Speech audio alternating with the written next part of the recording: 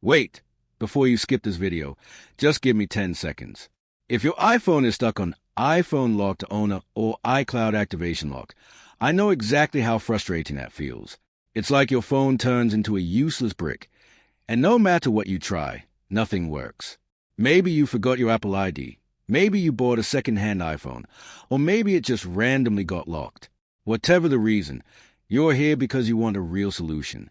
And listen, in this video, I'm not going to waste your time with fake promises or complicated stuff. I'm going to show you a simple, step-by-step method to unlock your iPhone iCloud lock.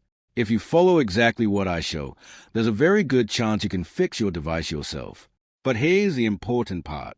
Don't skip, because even one misstep can make this method not work.